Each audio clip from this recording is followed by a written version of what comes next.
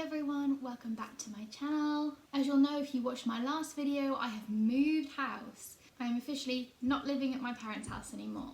So when I was editing those moving vlogs, I was trying to work out whether they would be helpful to people. On this channel, I always aim to be useful to people who either have chronic illnesses or have family members or friends with chronic illnesses. So I thought I would continue on the moving theme.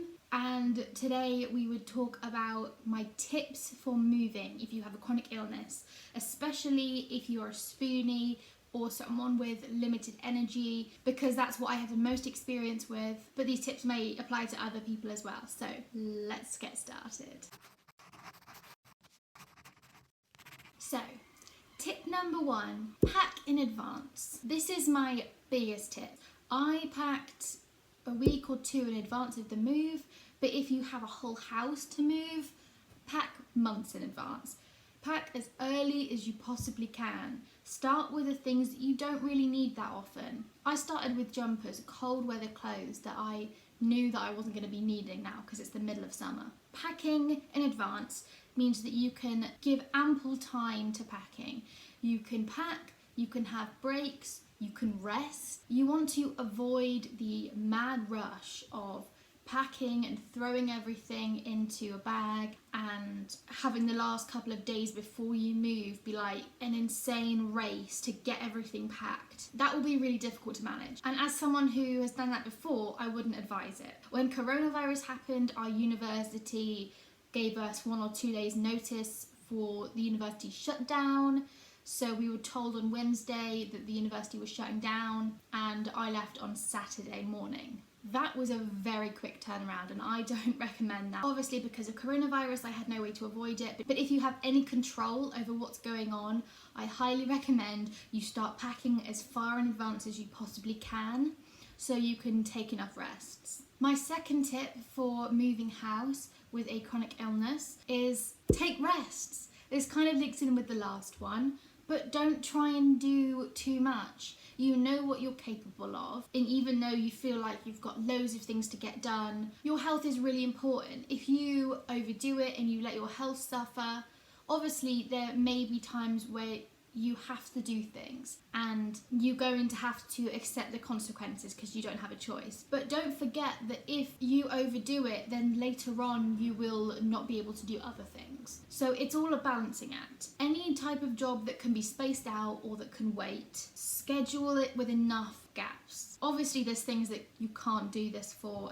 and things that need to be done now and you don't have a choice, but anything that's within your control, make sure to space it out enough that you can have rests. Schedule in more rests than you think you need. Even if you spend a solid week doing nothing but moving, there will always be more boxes to unpack or more things to organise or things to move, furniture to rearrange, or there will always be more jobs when you move to a new place. And having the mindset of I'm just gonna like push through it and do everything is really gonna be detrimental, most likely. Some things are unimportant. For example, my bunting. Now, do I like it? Yes. But would I choose putting bunting up? Because that was strangely stressful and surprisingly physical work. It was much more difficult than I expected. Would I choose putting bunting up over having a rest? No. Put bunting up on a day where I did nothing else except put bunting up. That was my whole day's activity. I just put bunting up because you have to, like always in your life, you have to give yourself enough rest, enough time to recover from the other things you've done. And moving is exactly the same, and this wall behind me is completely clear, and that's because I haven't done it yet. And how long will it be till I've done it? I don't know. I'm in quite a lot of pain today, so it won't be today, and you know, I've got other things that are in priority, you know, and rest is one of the things on my list that are priority over finishing decorating that wall. There's more bunting to go up. I've also got quite a lot of posters that haven't gone up yet. They're not that important. They don't really matter. And I would prefer to feel well than to have a cute background. But also the idea that you can move and get everything done is not realistic. able-bodied people move house and have boxes that aren't unpacked 6 months later. People do that. That's not a you failing thing. That's just a people thing. That's okay. My tip number 3 is to bring helpers. Bring as many helpers as you can gather. If you've seen my moving vlogs, you'll have seen that I have a whole montage of other people carrying stuff into this room. And mostly you'll see me standing around and pointing. Because I didn't really do anything. Physically, not much. And that's because I couldn't, and it was, hard enough on my body as it was. So obviously not everyone's fortunate enough to have people close by who are able-bodied and available. Obviously that is a luxury, but if you do have someone who would be willing to do that for you, absolutely ask them. Don't be afraid to ask for help. I will take all the help I can get. If someone offers to carry something for me, not just moving, but if someone offers to do something for me, oh, I could carry your shopping home, or I could do this for you, I say yes. I'm a big believer in letting people help you. If I didn't let people help me, I would be struggling a lot more. And obviously you don't always have people who are around who are able to help. But if they are, let them, especially big projects. Sometimes we're too reluctant to ask for help because we don't want to inconvenience anyone. But quite often people are very happy to help. And don't feel bad about asking for help because everybody needs help. No one can do everything on their own and you don't have to try. My 4th tip is give yourself plenty of time to unpack. Set a goal that everything will be unpacked by Friday or whatever day it is. I arrived on Monday, it's now Sunday, so I've been here almost a week and there's loads of stuff not unpacked. All of my jumpers still where they were because it's hot and I don't need them. My printer, don't need that, school hasn't started. I haven't even found all of my toiletries yet. I don't entirely know where they are. And I'm not upset about that. I'm not even really thinking about when I'm going to unpack them.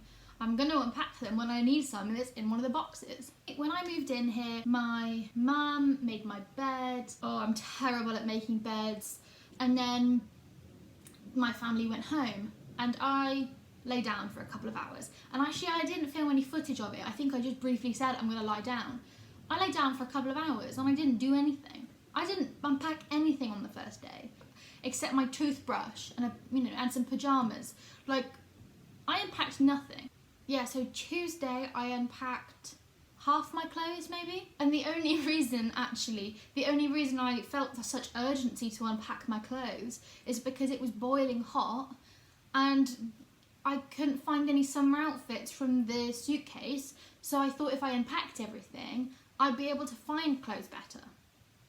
That's the reason I did it. Don't put pressure on yourself to unpack stuff. So tip number 5, try and pack things in the organisation system that they are in already. Basically, when I packed these, I taped all the pens together, I taped all the Sharpies together, and I kept them in the pot. Pretty much exactly how they are now, except with some tape to keep them together. This whole tray of stationery stuff, I just wrapped it in paper. I didn't unorganise any of this or reorganise it, and it's kind of a mess, and that's how it moved here. You don't need to take everything out of its organisers and then to pack it and then get here and then put everything back to where it was. That is unnecessary and a massive waste of time. I just wrapped it in paper so the stuff couldn't fly everywhere and I put it in a box. I have so many examples of this. The set of drawers I used to hold my makeup, I just taped the drawers closed. Literally, everything I could, I just kind of like taped the boxes or wrapped the boxes so things couldn't exit, and then I just put it in a box. Things are already organised in your house, probably.